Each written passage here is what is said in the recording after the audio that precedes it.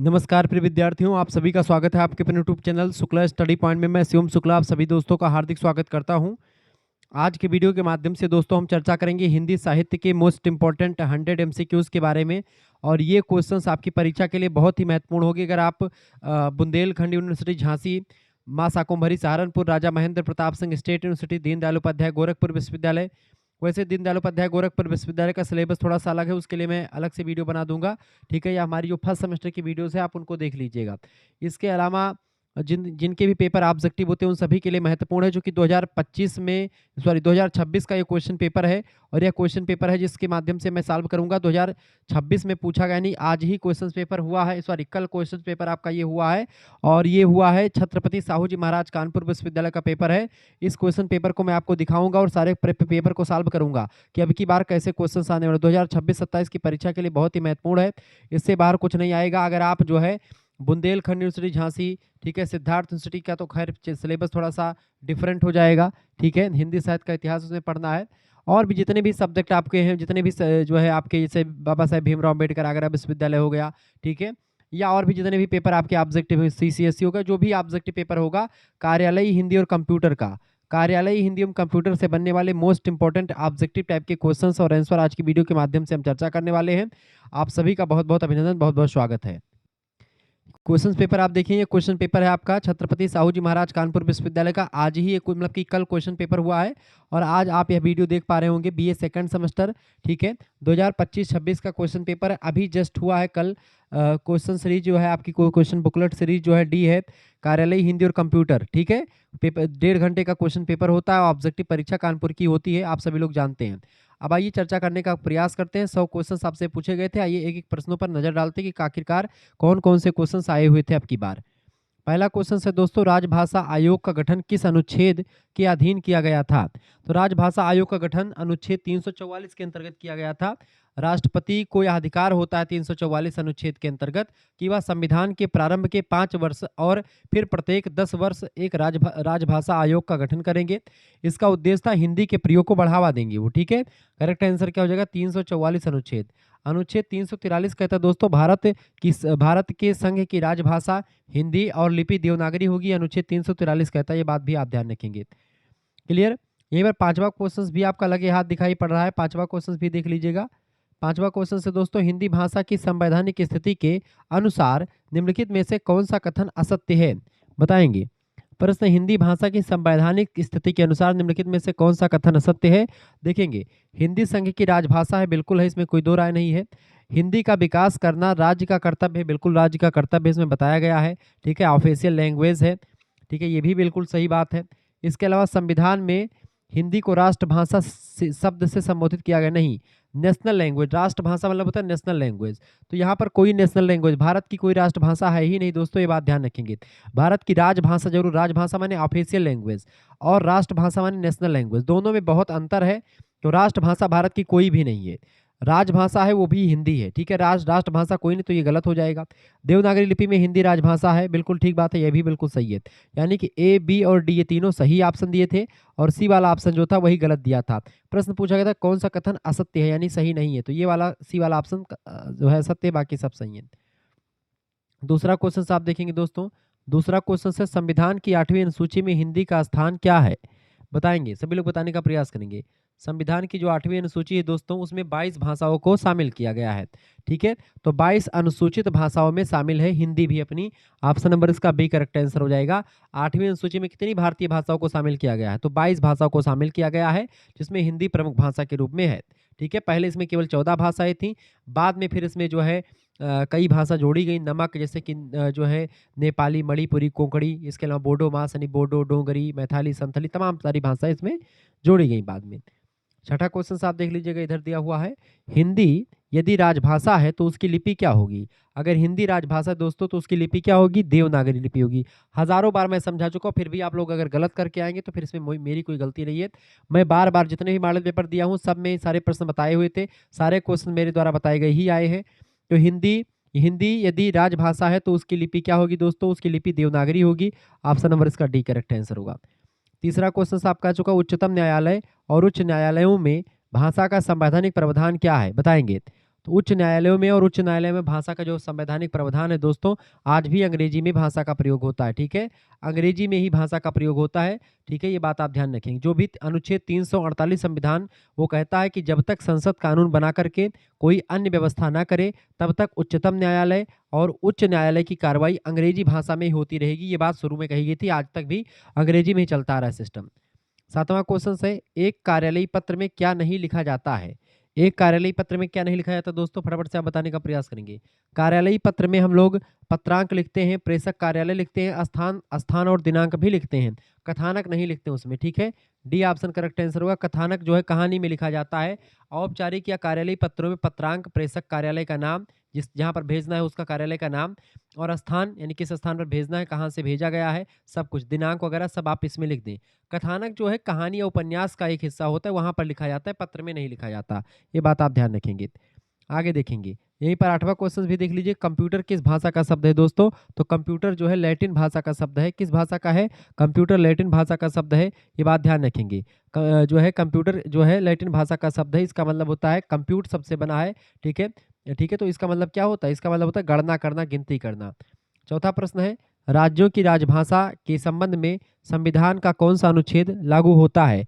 तो राज्यों की राजभाषा को लेकर के संविधान की जो अनुच्छेद है दोस्तों, जो 345 अनुच्छेद के तहत बताया गया है अनुच्छेद, इसका सी ऑप्शन करेक्ट आंसर हो जाएगा। अनुच्छेद 345 के तहत किसी राज्य का विधानमंडल कानून के द्वारा या उस राज्य में प्रयोग की जाने वाली भाषाओं में से किसी एक या अधिक को या हिंदी को ही उस राज्य की राजभाषा के रूप में स्वीकार कर सकता है। अनुच्छेद 345 ये कहता है। लेकिन अगर राज्यों की राजभाषा की बात हो रही तो वहां पर 345 के द्वारा होगा। और संघ की राजभाषा अनुच्छेद 43 के द्वारा बता दी गई कि हिंदी है और लिपि जो है देवनागरी है। ठीक है, ये सब चीज़ें क्लियर हो गई हैं। अगर आपको पीडीएफ नोट्स प्राप्त करना है सभी सब्जेक्ट का प्रैक्टिस सेट, अगर हिंदी का आपको कई प्रैक्टिस सेट प्राप्त करने हैं, हिंदी कार्यालय हिंदी और कंप्यूटर के बहुत सारे प्रैक्टिस सेट प्राप्त करने हैं, एसएमएस कर दीजिएगा ऑब्जेक्टिव वाला। अति लघुत्तरी लघुत्तरी दीर्घोत्तरी टाइप का भी मिल जाएगा। 9984 039 139 इस नंबर पर आप व्हाट्सएप पर एसएमएस कर दीजिए। क्या एसएमएस करेंगे दोस्तों? आप अपना नाम एसएमएस कर दीजिएगा, अपनी यूनिवर्सिटी का नाम एसएमएस कर दीजिएगा, अपने सब्जेक्ट के नेम एसएमएस कर दीजिएगा, अपने सेमेस्टर का नाम से कि सेकंड सेमेस्टर में गुरुजी हमारे पास सेकंड सेमेस्टर में हमारे पास ये सब्जेक्ट है। आप किसी भी यूनिवर्सिटी के किसी भी कॉलेज में हैं। हाँ, राम मनोहर लोहिया अवध विश्वविद्यालय महात्मा गांधी काशी विद्यापीठ जो है, इसके अलावा आपका पेपर राम मनोहर लोहिया का ऑब्जेक्टिव होगा, माँ पाटेश्वरी का ऑब्जेक्टिव होगा, माँ विंध्यवासिनी मिर्जापुर का ऑब्जेक्टिव सुनने में आ रहा है, सीसीएसयू का सुनने में ऑब्जेक्टिव आ रहा है। तो ऐसे तमाम प्रकार के विश्वविद्यालय जिनकी परीक्षा ऑब्जेक्टिव हो रही है या जिनकी परीक्षा लिखित हो रही है, सभी के लिए इंपॉर्टेंट है, सभी के लिए मैं बताता हूँ। ठीक है, शुक्ला स्टडी पॉइंट और को करिकुलर मास्टर पर आप देखेंगे तो और भी तमाम प्रकार के लेक्चर्स आपको मिल जाएंगे, ऑब्जेक्टिव के भी और लिखित के भी। तो आप इस नंबर पर एसएमएस कर दीजिएगा। ठीक है, अपना नाम, अपनी यूनिवर्सिटी का नाम, अपने सब्जेक्ट के नाम, किस सेमेस्टर में। जैसे एसएमएस करेंगे आपके पास एक क्यूआर कोड स्कैनर भेजा जाएगा, उसी पर आपको मात्र 100 रुपये फीस जमा कर दी। इसी 100 रुपये फीस में दोस्तों आपको क्या क्या मिलेगा? सभी सब्जेक्ट का नोट्स मिल जाएगा, जियोग्राफी पॉलिटी हिंदी हिस्ट्री जो भी सब्जेक्ट होगा आपका, सभी सब्जेक्ट का आपको नोट्स मिल जाएगा और व्हाट्सएप ग्रुप में भी आपको जोड़ दिया जाएगा। को करिकुलर भी इसमें शामिल रहेगा। आपका को करिकुलर जो ऑब्जेक्टिव पेपर होता है उसका भी इसमें शामिल कर देंगे, ये बात ध्यान रखेंगे।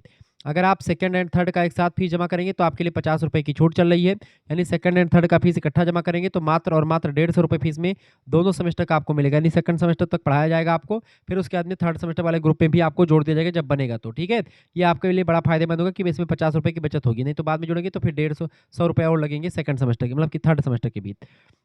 जैसे एक सब्जेक्ट की आप सीरीज खरीदते हैं, कम से कम आपकी 60 रुपये की पड़ती है। जब आप 5 सब्जेक्ट की सीरीज लेंगे, कम से कम आपकी कितने की पड़ जाएगी? 300 रुपये की पड़ जाएगी एक सेमेस्टर में। तो आपका 100 रुपये में एक सेमेस्टर और 150 रुपये में अगर 2 सेमेस्टर मिल रहा है तो बहुत बड़ी बात है, आपके लिए बड़े सस्ती फीस है। और कई सारे कम से कम 5 प्रैक्टिस सेट हिंदी के मैं दूंगा, कार्यालय हिंदी और कंप्यूटर के विथ आंसर सीट। अगर इसको तैयार कर लेंगे इससे बाहर कुछ भी नहीं आएगा, ये बात आप ध्यान रखेंगे। और आप टॉप करेंगे, ये बात बिल्कुल एकदम से कंठस्थ कर लीजिएगा।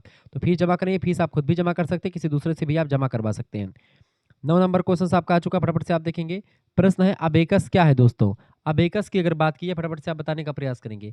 अबेकस एक प्रथम गणना यंत्र है, कंप्यूटर बनाने के संदर्भ में इसका प्रयोग किया गया था।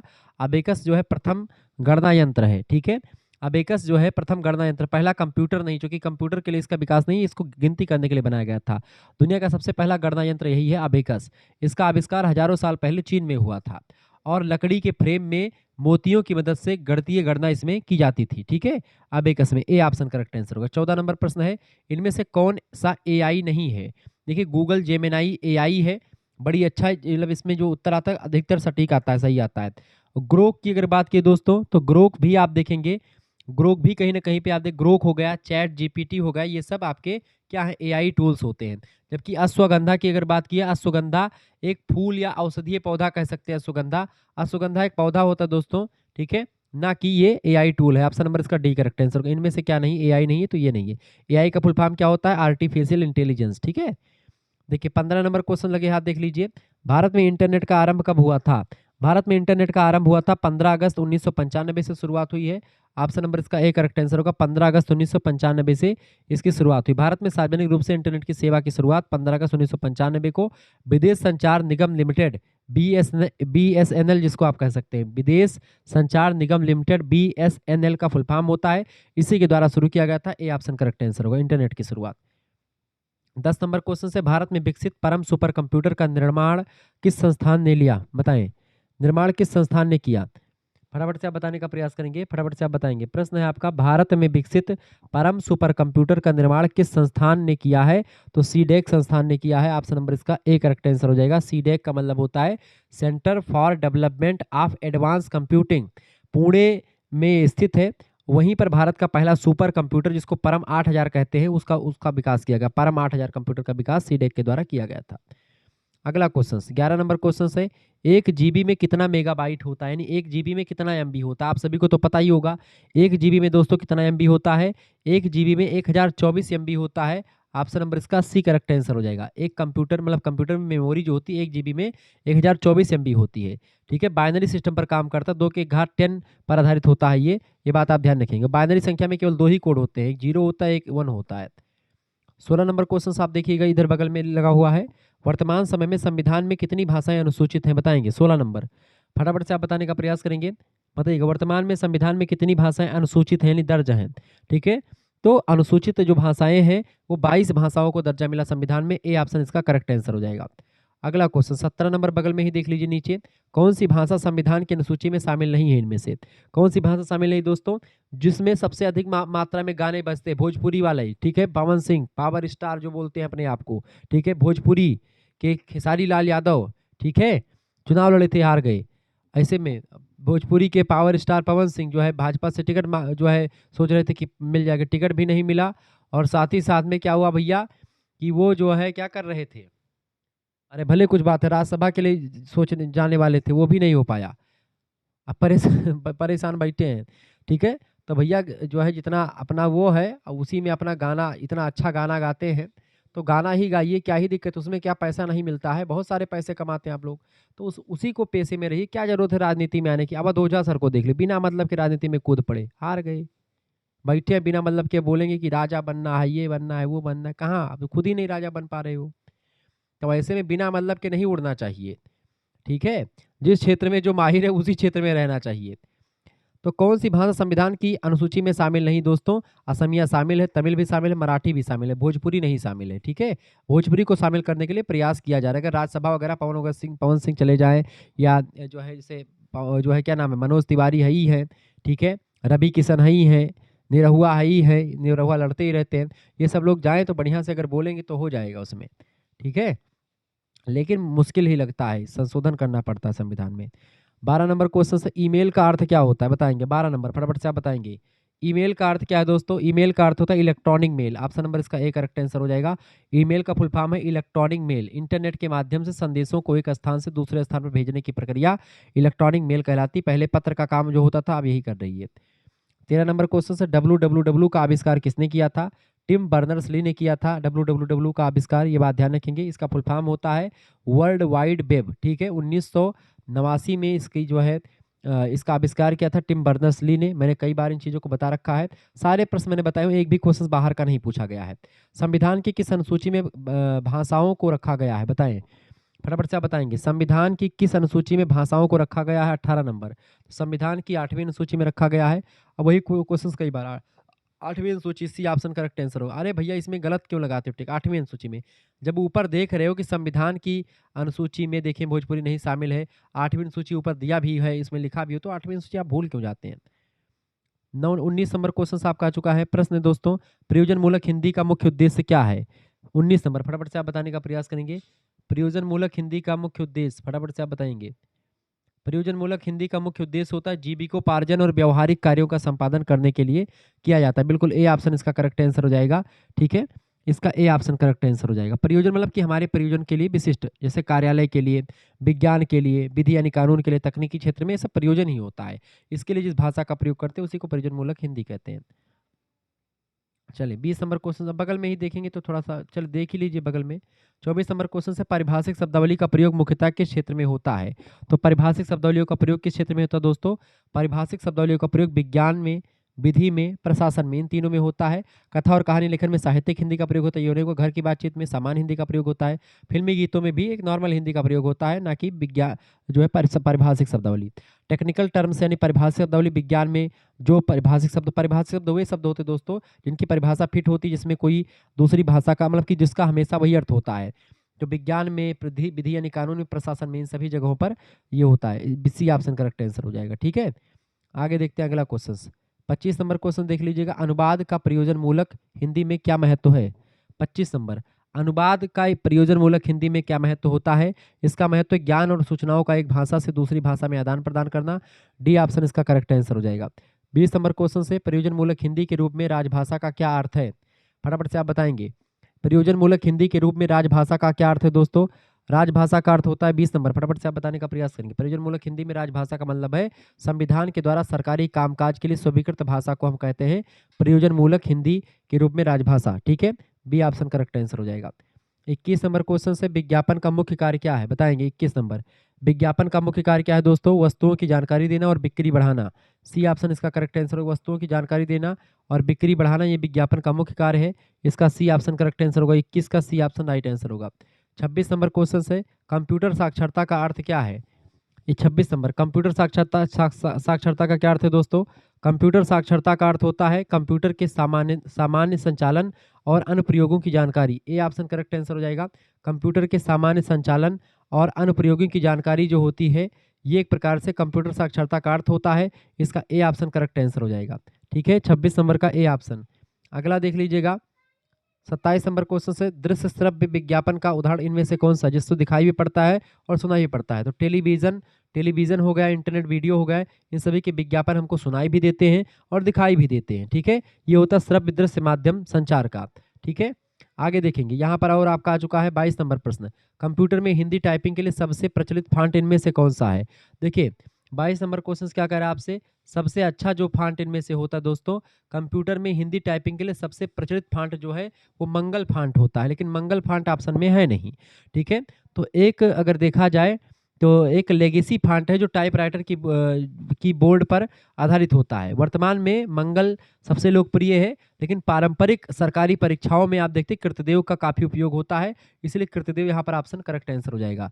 सी ऑप्शन करेक्ट आंसर हो जाएगा। 23 नंबर क्वेश्चन से इंटरनेट पर हिंदी के प्रयोगों को बढ़ावा देने वाली तकनीकी कौन सी इनमें से? तो बताएंगे।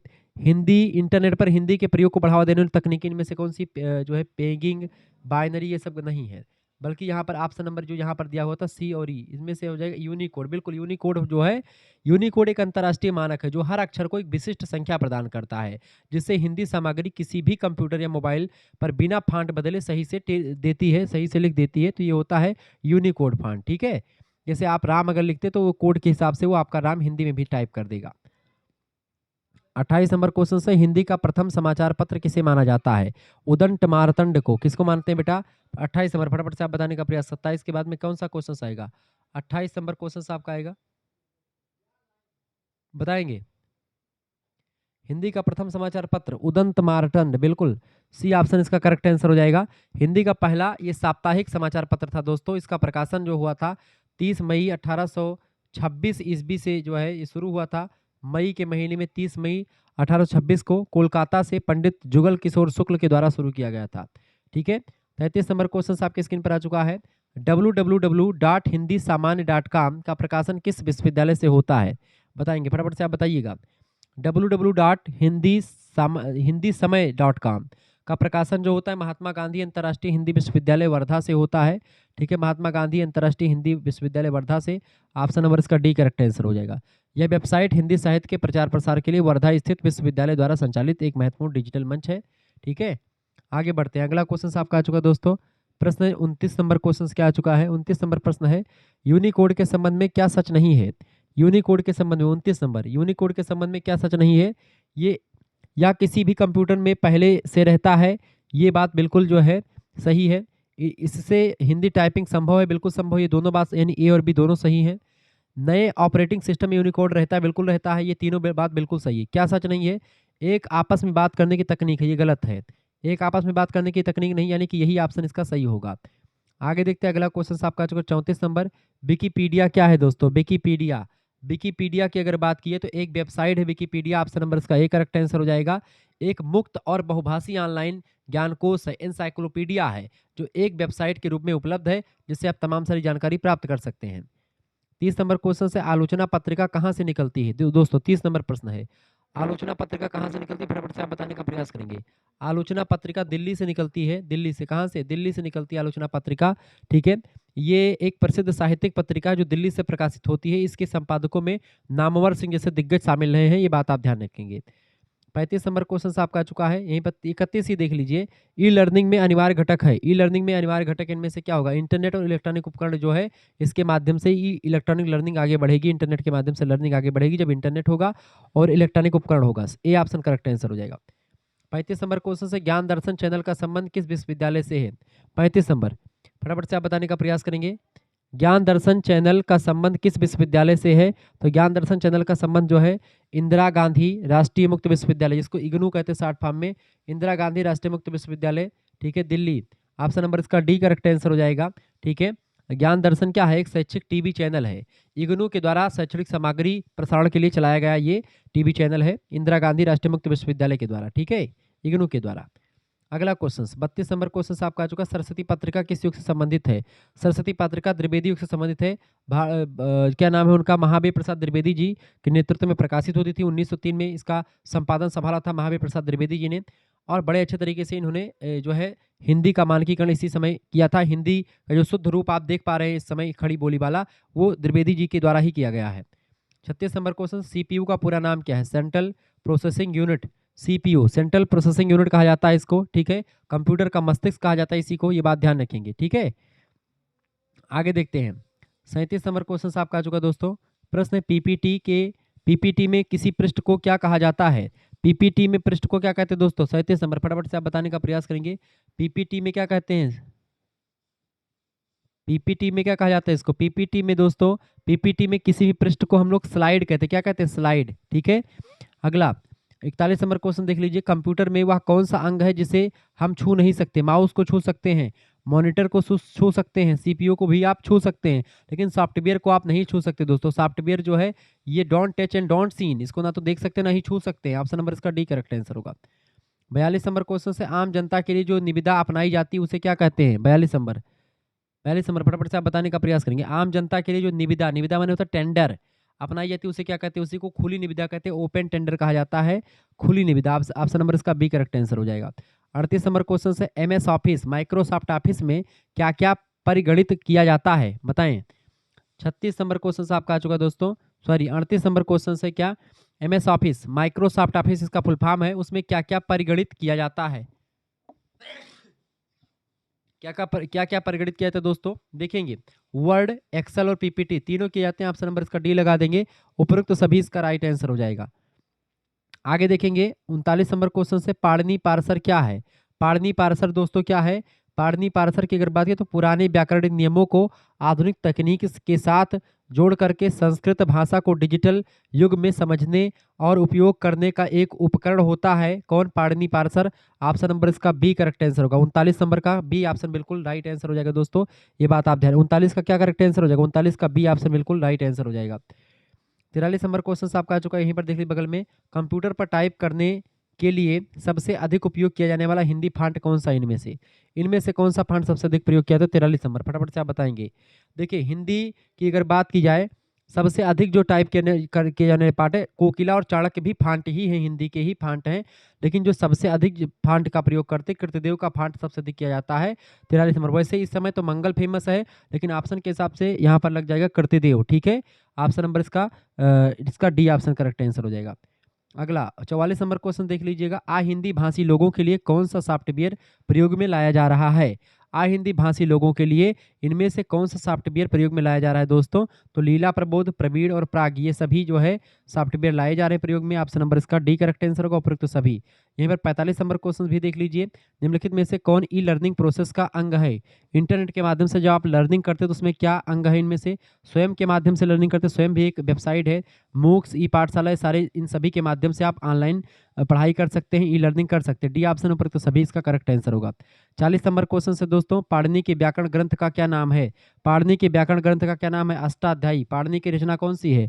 अष्टाध्यायी। ऑप्शन 40 नंबर का करेक्ट आंसर क्या हो जाएगा? ए ऑप्शन करेक्ट आंसर हो जाएगा दोस्तों। ठीक है, इसमें 8 अध्याय इसलिए इसको अष्टाध्यायी कहा जाता है, ये बात आप ध्यान रखेंगे। योग सूत्र के लिए लेखक कौन है? पतंजलि ने लिखा है।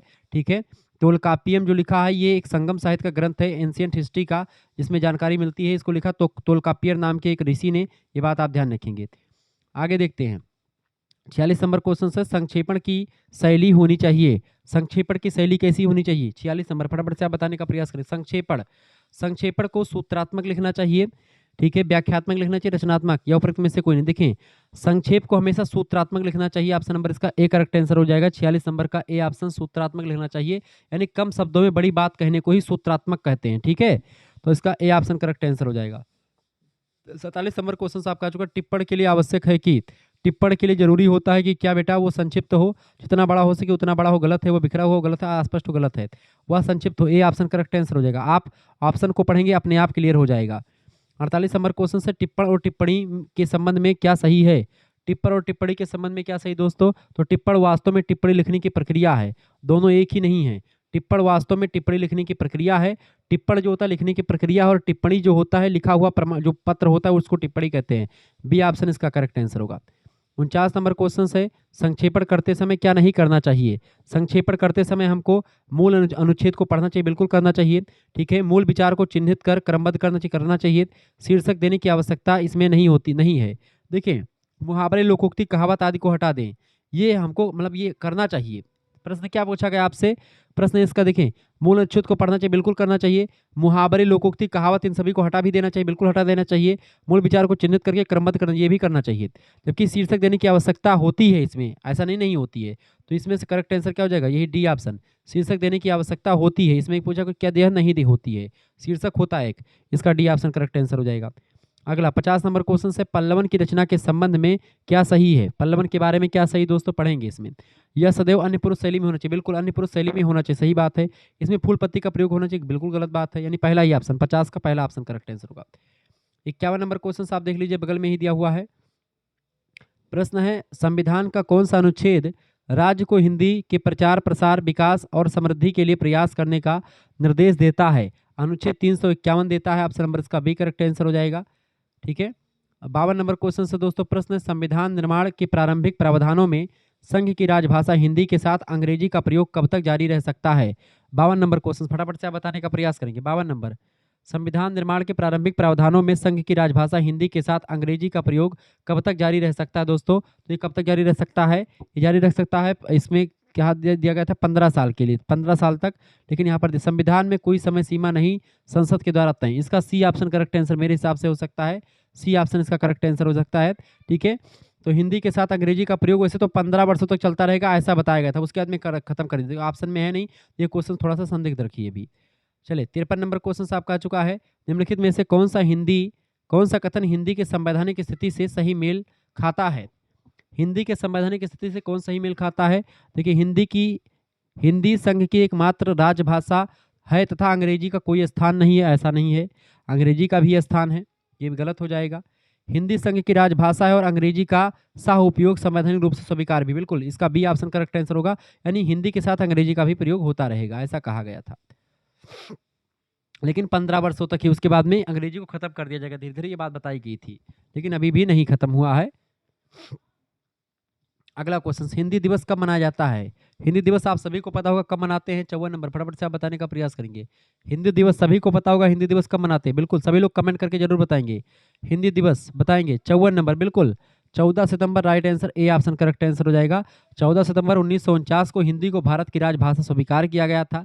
इसीलिए हर साल इसी दिन 14 सितंबर की डेट को ही राष्ट्रीय हिंदी दिवस के रूप में मनाते हैं। ये बात आप ध्यान रखेंगे।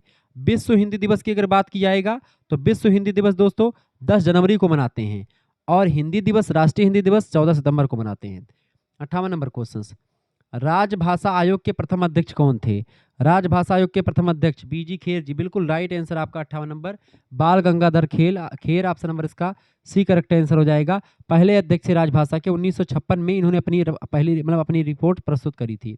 अगला प्रश्न है 59 नंबर, केंद्रीय हिंदी संस्थान कहाँ स्थित है? केंद्रीय हिंदी संस्थान दोस्तों बताएंगे 59 नंबर, केंद्रीय हिंदी संस्थान स्थित है आगरा में। केंद्रीय हिंदी संस्थान का मुख्यालय कहाँ पर है? आगरा में। इसकी स्थापना कब हुई थी? आगरा में है। इसकी स्थापना हुई थी 1960 में इसकी स्थापना हुई थी उच्चतर शिक्षा विभाग के द्वारा। ठीक है। अगला क्वेश्चन 55 नंबर प्रश्न, कंप्यूटर का मस्तिष्क किसे कहा जाता है? सीपीयू, सेंट्रल प्रोसेसिंग यूनिट को कंप्यूटर का मस्तिष्क कहा जाता है। बात ध्यान रखेंगे, सी ऑप्शन करेक्ट आंसर हो जाएगा। यहीं पर एक आध दो क्वेश्चन और आपसे बन सकते हैं। रैम का फुल फॉर्म क्या होता है? Random access memory. रोम का full form read only memory. ये बातें भी ध्यान रखिएगा। अगला 56 नंबर क्वेश्चन है, निम्न में से कौन सा पत्र कानपुर से निकलता था? बताएंगे। इनमें से कौन सा पत्र दोस्तों कानपुर से निकलता था? 56 नंबर फटाफट से आप बताने का प्रयास करेंगे। जो कानपुर से पत्र निकलता था, प्रताप नाम का पत्र कानपुर से निकलता था। ठीक है। समाचार पत्र का संपादन इसका किया था गणेश शंकर विद्यार्थी जी, कानपुर में ही रहते थे और स्वतंत्रता संग्राम के दौरान बहुत प्रभावशाली पत्र के रूप में काम किया था। ठीक है, प्रताप पत्र ने। ऑप्शन नंबर इसका बी करेक्ट आंसर होगा। 60 नंबर क्वेश्चन आपका जो केंद्रीय हिंदी निदेशालय की पत्रिका का नाम क्या है? 60 नंबर फटाफट से आप बताएंगे, बताइएगा। केंद्रीय हिंदी निदेशालय की पत्रिका का क्या नाम है? इसकी पत्रिका का नाम है भाषा पत्रिका। ऑप्शन नंबर इसका ए करेक्ट आंसर। और केंद्रीय हिंदी निदेशालय द्वारा भाषा नामक त्रैमासिक पत्रिका 3 महीने में प्रकाशित होती थी। ठीक है, ये यानी भाषा पत्रिका। अगला क्वेश्चन आपका चुका 61 नंबर क्वेश्चन है, नागरी लिपि और हिंदी भाषा तथा साहित्य को समर्पित संस्था नगरी प्रचारणी सभा का मुख्यालय कहाँ पर स्थित है? तो बनारस में है, काशी में। बनारसी काशी में मैं यहाँ पर गया भी हूँ। नगरी प्रचारणी सभा, इसकी स्थापना 1893 ईस्वी में हुई थी। हिंदी भाषा और देवनागरी लिपि के उत्थान के लिए संस्था का ऐतिहासिक योगदान रहा भी रहा है, मतलब योगदान रहा है ऐतिहासिक तरीके, बहुत दिन से काम कर रही है हिंदी भाषा के विकास के लिए, देवनागरी लिपि के विकास के लिए। राजभाषा आयोग का गठन कब हुआ था दोस्तों? राजभाषा आयोग का गठन 57 नंबर क्वेश्चन, राजभाषा आयोग का गठन हुआ था 7 जून 1955 को। ठीक है, डॉक्टर राजेंद्र प्रसाद ने किया था। बीजी खेर को अध्यक्षता मिली थी। प्रथम राजभाषा आयोग के अध्यक्ष चुने गए थे बीजी खेर। राजेंद्र प्रसाद ने इसको नियुक्त किया था, राजभाषा आयोग का गठन किया था 7 जून 1955 को। 7 जून 1955 ऑप्शन नंबर इसका ए करेक्ट आंसर हो जाएगा। आगे देखते हैं 62 नंबर प्रश्न है, हिंदी की संपर्क भाषा लिंक लैंग्वेज के रूप में क्या भूमिका होती है? बताएंगे। 62 नंबर प्रश्न फटाफट से आप बताने का प्रयास करेंगे। हिंदी के संपर्क भाषा लिंक लैंग्वेज के रूप में क्या भूमिका है? देखिए, केवल संस्कृत शब्दों का प्रयोग नहीं, किसी से बातचीत करना नहीं, विभिन्न भाषा भाषियों के बीच संवाद का माध्यम। इसका सी ऑप्शन करेक्ट आंसर हो जाएगा। संपर्क भाषा दोस्तों वह भाषा होती है जो दो अलग अलग भाषा बोलने वाले व्यक्तियों, जैसे कि एक तमिल है और एक बंगाली है, उसको आपस में संवाद करने में मदद करती है, उसी को संपर्क भाषा कहते हैं। तो भारत में हिंदी की भूमिका संपर्क भाषा के रूप में रही है। अगला क्वेश्चन 67 नंबर प्रश्न, विज्ञापन शब्द में कौन सा उपसर्ग लगा हुआ है? उपसर्ग जो होता है दोस्तों, ये कब लगता है? उपसर्ग जो है वो आगे लगता है और प्रत्यय जो होता है वो पीछे लगता है। उपसर्ग लगा हुआ यानी उपसर्ग पूछा गया तो बी, विज्ञापन, यानी कि बी धन ज्ञापन बराबर विज्ञापन। बी माने होता है उपसर्ग, बी उपसर्ग है यहाँ पर। ठीक है, बी माने होता है विशेष शब्द। ठीक है, ठीक, विशेष ज्ञापन। तो यहाँ पर क्या बी जो है, बी आपका उपसर्ग है और प्रत्यय जो होता है पीछे लगता है। आगे देखते हैं 68 नंबर क्वेश्चन है, किसे संस्कृति का वाहक कहा जाता है? संस्कृति का वाहक किसे कहते हैं दोस्तों? तो भाषा को संस्कृति का वाहक कहते हैं। इसका बी ऑप्शन करेक्ट आंसर हो जाएगा। 63 नंबर क्वेश्चन से, संक्षेपण का विपरीत क्या है? संक्षेपण का विपरीत दोस्तों पल्लवन। संक्षेपण का विपरीत क्या है? पल्लवन है। 63 नंबर का करेक्ट आंसर क्या हो जाएगा आपका? 63 नंबर का राइट आंसर हो जाएगा दोस्तों ए ऑप्शन। पल्लवन मतलब होता है किसी भी छोटी विषय वस्तु को विस्तार से लिख देना, पल्लवन कहलाता है। किसी बड़ी विषय वस्तु को छोटा करके लिख देना, संक्षेपण कहलाता है। तो संक्षेपण और पल्लवन एक दूसरे के विपरीत अर्थक शब्द हैं, ये बात आप ध्यान रखेंगे। आगे देखते हैं अगला क्वेश्चन आपका आ चुका 64 नंबर, प्रयोजन मूलक हिंदी का दूसरा नाम क्या है? प्रयोजन मूलक हिंदी को ही कार्यालय हिंदी कहते हैं। 64 नंबर का करेक्ट आंसर क्या हो जाएगा? ए ऑप्शन कामकाजी हिंदी। कामकाजी हिंदी कह सकते हैं इसका, कार्यालय हिंदी नहीं, कामकाजी हिंदी, ए ऑप्शन।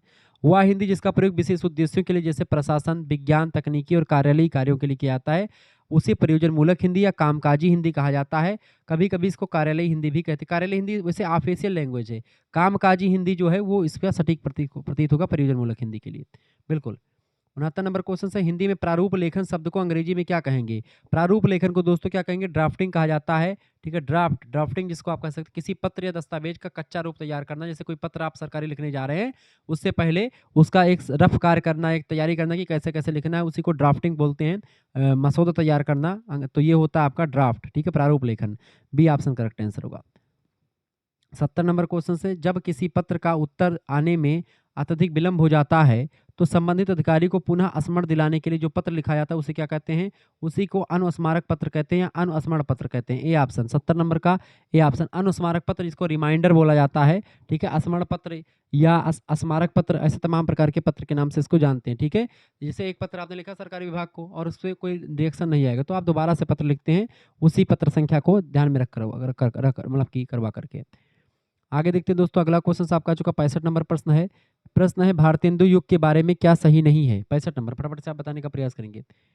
भारतेंदु युग के बारे में क्या सही नहीं है? इस युग में हिंदी नई चाल में ढली, ये बिल्कुल गलत है। इस युग में हिंदी नई चाल में ढली, ये इसमें से क्या सही है, इनमें से पूछा गया है। देखिए, इसी समय हिंदी को राजभाषा बनाया गया था, नहीं। भारतेंदु युग जो है 1850 से 1900 ईस्वी तक का काल है, इसमें राजभाषा नहीं बनी थी। हिंदी राजकाज की भाषा बनाई गई थी, नहीं, बिल्कुल नहीं। इस काल तक कार्यालय हिंदी का स्वरूप बन गया था, बिल्कुल भी नहीं बना था। ये तीनों गलत हैं। केवल इस युग में हिंदी नई चाल में ढली थी, बिल्कुल नई चाल में ढली थी, क्योंकि आप देखते हैं यहाँ से हिंदी भाषा गद्य में जो है खड़ी बोली का प्रयोग होना शुरू हो चुका था। ठीक है, लेकिन काव्य की भाषा अभी भी ब्रजभाषा ही थी। आगे देखते हैं अगला क्वेश्चन, 66 नंबर क्वेश्चन से, प्रयोजन मूलक हिंदी हिंदी शब्द का अंग्रेजी शब्द कौन सा होगा? प्रयोजन मूलक हिंदी शब्द का अंग्रेजी में शब्द कौन सा होगा? अंग्रेजी में उस शब्द को क्या बोलेंगे दोस्तों? 66 नंबर प्रश्न, फटाफट से आप बताएंगे। फंक्शनल हिंदी कहेंगे कार्यालय हिंदी को, प्रयोजन मूलक हिंदी को कामकाजी हिंदी को फंक्शनल हिंदी कहेंगे, और आप जो है कार्यालय हिंदी को ऑफिशियल हिंदी कहेंगे। ये बात ध्यान रखेंगे। सामान्य हिंदी को लोकल हिंदी कह सकते हैं। पारिभाषिक शब्दावली से क्या तात्पर्य है? सामान्य बोलचाल के शब्द, नहीं। ठीक है, साहित्यिक शब्द नहीं, विदेशी शब्द नहीं। विशिष्ट क्षेत्र में निश्चित अर्थ व्यक्त करने वाले शब्दों को पारिभाषिक शब्द कहते हैं। इसका बी ऑप्शन करेक्ट आंसर होगा। सारे प्रश्न सरल थे, अगर आपने सही तरीके से पढ़ा होगा और हमारे वीडियोस को एक भी मॉडल पेपर अगर आप देख करके गए थे तो आपका पेपर आसानी से हो जाता। ऐसे ही जिनके पास भी पेपर होंगे, पेपर अगर आपके पास होते, पेपर जैसे से होते, पेपर मेरे पास सॉल्व करके पेपर आप भेज दीजिएगा, फोटो खींच करके साफ साफ मैं इसको सॉल्व करके आपको दे दूंगा। ठीक है, 72 नंबर क्वेश्चन से, भारतीय संविधान के अनुसार संघ की राजभाषा क्या है? 72 नंबर, फटाफट से आप बताने का प्रयास करेंगे। फटाफट से आप बताने का प्रयास करें दोस्तों, 72 नंबर का करेक्ट आंसर क्या हो जाएगा, बताइए। भारतीय संविधान के अनुसार संघ की राजभाषा हिंदी और लिपि देवनागरी, इसका बी ऑप्शन करेक्ट आंसर होगा। 77 नंबर क्वेश्चन से, किसी कार्यालय में उच्च अधिकारी को फाइल पर दी गई राय को क्या कहते हैं? बताएं, 77 नंबर करेक्ट आंसर क्या हो जाएगा? तो किसी कार्यवित्र में कार्यालय में उच्च अधिकारी को फाइल पर दी गई राय को हम टिप्पणी कहते हैं, नोटिंग कहते हैं। ऑप्शन नंबर इसका बी करेक्ट आंसर हो जाएगा। 78 नंबर क्वेश्चन से, अप्रूवल का हिंदी परिभाषित शब्द क्या होगा? अप्रूवल, अप्रूवल को हिंदी में अनुमोदन कहा जाता है दोस्तों। ऑप्शन नंबर इसका बी करेक्ट आंसर हो जाएगा। 73 नंबर क्वेश्चन से, हिंदी को देवनागरी लिपि में राजभाषा के रूप में स्वीकार करने का संवैधानिक प्रावधान किस अनुच्छेद में किया गया है? तो अनुच्छेद दोस्तों कोई और दूसरा नहीं बल्कि अनुच्छेद 343 ही है। ऑप्शन नंबर इसका बी करेक्ट आंसर होगा। अगला 74 नंबर क्वेश्चन से, निविदा में क्या आवश्यक होता है? निविदा के लिए क्या आवश्यक है दोस्तों? निविदा में मतलब मुहरबंद लिफाफे में होनी चाहिए, बिल्कुल ठीक बात है। कार्यालय का नाम भी लिखा होना चाहिए और अनुबंध की शर्तें भी लिखी होनी चाहिए। इसका सभी ऑप्शन करेक्ट आंसर होगा, उपरोक्त तो सभी इसका राइट आंसर होगा। 79 नंबर क्वेश्चन से 79 नंबर प्रश्न है दोस्तों, नोटिफिकेशन के लिए सही हिंदी शब्द इनमें से कौन सा होगा? नोटिफिकेशन के लिए हिंदी शब्द सही क्या होगा? नोटिफिकेशन के लिए हिंदी में अधिसूचना शब्द का प्रयोग खूब होता है। ऑप्शन नंबर इसका सी करेक्ट आंसर होगा। अगला क्वेश्चन आपका आ चुका है 80 नंबर प्रश्न आपका आ चुका है दोस्तों। प्रश्न है, अर्ध सरकारी पत्र डीओ लेटर, ठीक है, डीओ लेटर में किस पुरुष शैली का प्रयोग होता है? बताएंगे। 80 नंबर क्वेश्चन, अर्ध सरकारी पत्र में किस पुरुष शैली का प्रयोग होता है? 80 नंबर, फटाफट से आप बताएंगे। तो अर्ध सरकारी पत्र में उत्तम पुरुष यानी आई एंड मी में बात होती है, जो कि व्यक्तिगत तौर पर पत्र लिखे आते हैं। एक सरकारी ऑफिस का कर्मचारी दूसरे सरकारी ऑफिस के कर्मचारी अधिकारी को पत्र लिखता है, तो ये अन्य पुरुष शैली में नहीं बल्कि उत्तम पुरुष शैली में लिखा जाता है। सी ऑप्शन करेक्ट आंसर हो जाएगा। ठीक है, 75 नंबर क्वेश्चन से, प्रेस नोट में क्या रहता है? बताएंगे। 75 नंबर, प्रेस नोट में क्या रहता है दोस्तों? प्रेस नोट में सरकारी घोषणा रहती है, बिल्कुल ए ऑप्शन करेक्ट आंसर हो जाएगा।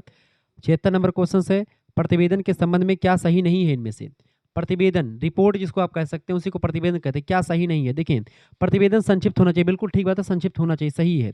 किसी कार्रवाई की सभी मुख्य बातें आ जाएं, ये भी बिल्कुल ठीक बात है, ये भी सही है इसके बारे में। ठीक है, एक ही बात बार बार नहीं आए, ये बिल्कुल मतलब कि क्या सही नहीं पूछा गया ना, देखिए प्रतिवेदन का शीर्षक कुछ भी हो सकता है, बिल्कुल प्रतिवेदन का शीर्षक कुछ भी हो सकता है, ये भी बात सही है, ये भी सही, ये भी सही है।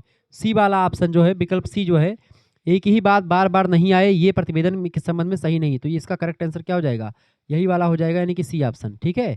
आगे देखिए 81 नंबर क्वेश्चन से राजभाषा नियम 1976, राजभाषा अधिनियम 1976 के अनुसार का क्षेत्र में कौन सा राज्य नहीं आता? का क्षेत्र मतलब कि जो हिंदी भाषी प्रदेश हैं, जैसे बिहार, उत्तर प्रदेश, हरियाणा, ये सब हिंदी के क्षेत्र में आते हैं। महाराष्ट्र खंड खा में आता है, चूंकि ये हिंदी के अलावा इसमें मराठी भाषा बोली जाती है, ठीक है? तो ये महाराष्ट्र हिंदी का इलाका नहीं है।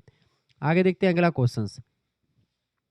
82 नंबर क्वेश्चन से आपका आ चुका, डॉक्टर रघुवीर निम्न में से क्या सही नहीं है? बताएं, डॉक्टर रघुवीर के बारे में निम्न में से क्या सही नहीं है?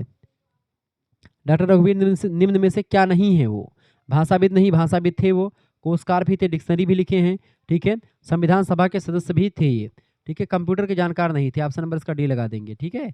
अगला 87 नंबर क्वेश्चन है, सोशल मीडिया का उदाहरण इनमें से नहीं है। देखिए फेसबुक सोशल मीडिया है, इंस्टाग्राम भी सोशल मीडिया है, और पूर्व में ट्विटर जो था उसको अब एक्स कहते हैं, ये भी सोशल मीडिया ही है। फेसबुक, इंस्टाग्राम, ट्विटर, व्हाट्सएप, ये सब क्या है? ये सब सोशल मीडिया हैं दोस्तों। गीता प्रेस एक जो है समाज मतलब कि ये जो है आध्यात्मिक किताबें हैं, हिंदू धर्म की आध्यात्मिक किताबों का प्रकाशन करता है, गीता प्रेस गोरखपुर में है। अगला क्वेश्चन 88 नंबर क्वेश्चन से, गीता प्रेस से प्रकाशित होने वाली पत्रिका का क्या नाम है? 88 नंबर बताएंगे, गीता प्रेस से होने वाली जो गीता प्रेस से प्रकाशित होने वाली पत्रिका का नाम है कल्याण पत्रिका। ऑप्शन नंबर इसका बी करेक्ट आंसर हो जाएगा, कल्याण पत्रिका। यह एक प्रकाशन संस्थान है, सोशल मीडिया का प्लेटफॉर्म नहीं है, ये बात आप ध्यान रखेंगे, ठीक है? कल्याण पत्रिका प्रकाशित, 88 नंबर का करेक्ट आंसर क्या हो जाएगा? धार्मिक और आध्यात्मिक विषयों पर आधारित प्रसिद्ध पत्रिका होती है ये कल्याण पत्रिका। 83 नंबर क्वेश्चन से, यह हिंदी राजभाषा और लिपि देवनागरी होगी, यह व्यवस्था किस अनुच्छेद में है? बताएंगे। अनुच्छेद 343 में बात कही गई, ए ऑप्शन करेक्ट आंसर हो जाएगा। एक ही क्वेश्चन कई बार घुमा फिरा करके कई बार पूछा गया है, ठीक है? अनुच्छेद 343, ये ध्यान रखिएगा, हिंदी राजभाषा होगी भारत देश की और लिपि देवनागरी होगी, इस बात को कई बार मेंशन किया गया, ठीक है? और कई बार क्वेश्चन भी आता है। 84 नंबर क्वेश्चन से, सरस्वती पत्रिका के संपादक कौन थे जिन्होंने हिंदी गद्य को नई दिशा दी थी? महावीर प्रसाद द्विवेदी ने 1903 में संभाला था किसका प्रकाशन? सरस्वती पत्रिका का संपादन 1903 से लेकर के 1920 तक सरस्वती पत्रिका का संपादन किया है और हिंदी गद्य को पारिश्कृत किया, हिंदी में जो भी कमियां थी उसको दूर किया, हिंदी का मानकीकरण किया, हिंदी का परिमार्जन किया, पारिष्करण किया, ठीक है? ये बात आप ध्यान रखेंगे। आगे देखते हैं अगला 89 नंबर क्वेश्चन से, निम्नलिखित में से कौन ब्लॉग लिखने के लिए जाने जाते हैं? ब्लॉग लिखने के लिए इनमें से कौन जाने जाते हैं? 89 नंबर, फटाफट से आप बताने का प्रयास करेंगे, ब्लॉग कौन लिखता है इनमें से? बताएंगे। ब्लॉग बालेंदु शर्मा दधीची, बालेंदु शर्मा दधीची जो है ब्लॉग लिखने के लिए जाने जाते हैं, हिंदी तकनीकी और ब्लॉगिंग के क्षेत्र में अग्रणी है ये, ठीक है? बाकी रामचंद्र शुक्ल आलोचक हैं, ठीक है? कुबेर नाथ राय निबंधकार हैं। 90 नंबर क्वेश्चन है, इनमें से कौन सा ब्लॉग हिंदी भाषा और लिपि को समर्पित है?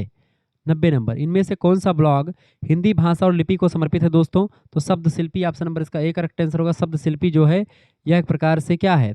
ये एक प्रकार से ब्लॉग ऐसा जो हिंदी भाषा और लिपि को समर्पित है, ए ऑप्शन करेक्ट आंसर होगा। 85 नंबर क्वेश्चन से, संपादक का मुख्य काम क्या होता है? संपादक का मुख्य काम होता है दोस्तों क्या करना? रचनाओं का चुनाव करना, ठीक है? कहानी सुनना नहीं, लिखना नहीं, पत्रिका छपना नहीं। संपादक का काम होता है रचनाओं का चुनाव करना, सी ऑप्शन करेक्ट आंसर हो जाएगा। क्या संपादित करना, ठीक है? वो चीजें। 86 नंबर क्वेश्चन से, द्विवेदी युग में हिंदी गद्य की शुद्धता की मांग किस भाषाई संदर्भ में थी?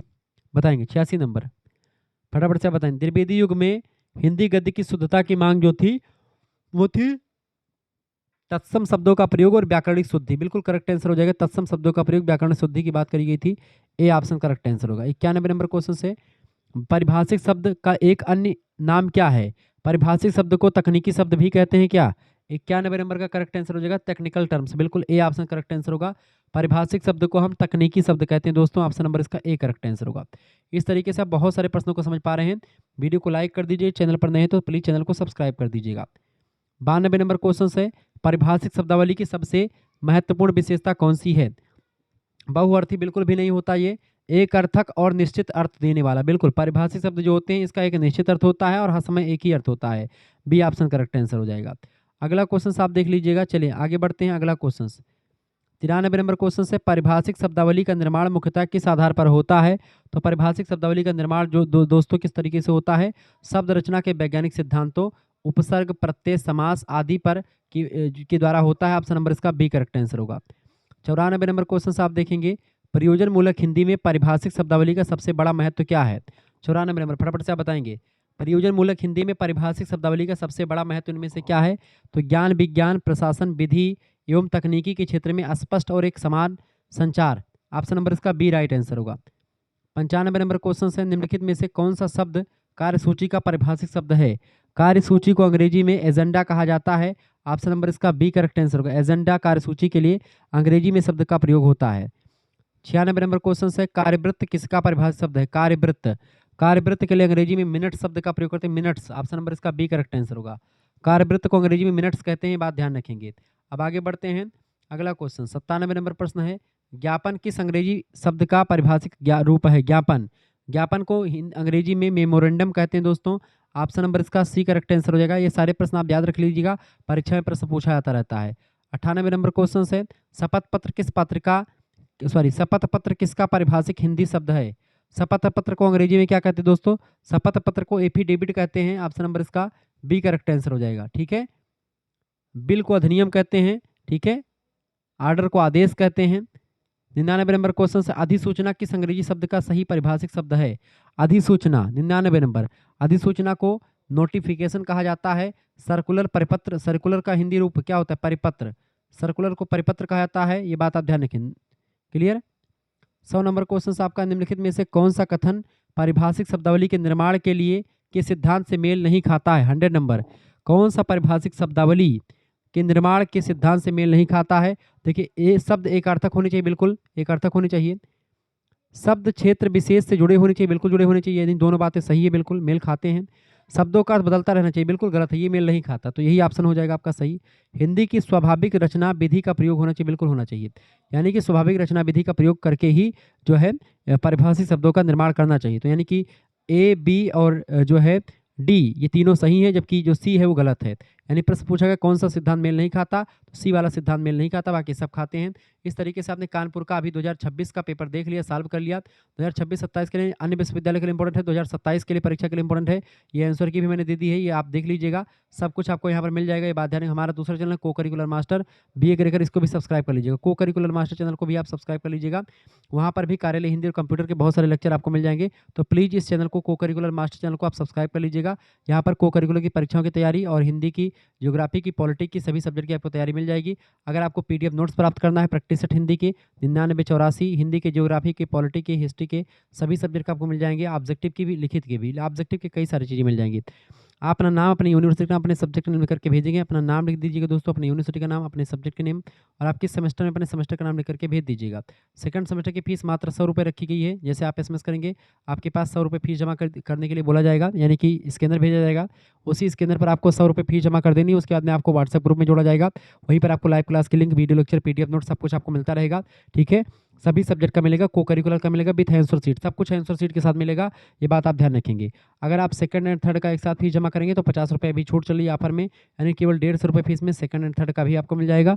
सेकंड एंड थर्ड का फीस जिन बच्चों ने जमा करेंगे वो बड़े फायदे में रहेंगे, यानी 50 रुपये उनका कम लगेगा। आप एक सब्जेक्ट की सीरीज खरीदते, खुद ही सोचो, सीरीज खरीदेंगे, 60 रुपये की एक सीरीज आती है, 4-5 सब्जेक्ट की सीरीज खरीदेंगे, 300-400 रुपये आपके खर्च हो जाएंगे, वो आपके पैसे बच रहे हैं ना। तो आप 100 रुपये लगा करके मेरे से जुड़ जाइए, इसमें आपका बड़ा बेनिफिट्स होगा। अगर आप 150 लगाते हैं तो आपका एक सेमेस्टर ये, और पूरा फिर आपका थर्ड सेमेस्टर जो हो जाएगा, पूरा क्लास भी उसमें रहेगा। पूरा थर्ड सेमेस्टर आप यानी दिसंबर जनवरी तक आप पढ़ेंगे 2027 तक, तो ये आपके लिए बड़ा फायदेमंद रहेगा 150 वाला कोर्स। ठीक है, जिनको भी जुड़ना है वो जुड़ सकते हैं। मात्र इतनी फीस, यानी कि इतनी कम फीस रखी गई। धन्यवाद, मिलते हैं फिर नेक्स्ट। बहुत बहुत धन्यवाद आप सभी का। वीडियो को लाइक कर दीजिएगा, को करिकुलर मास्टर चैनल को जरूर सब्सक्राइब कर दीजिएगा।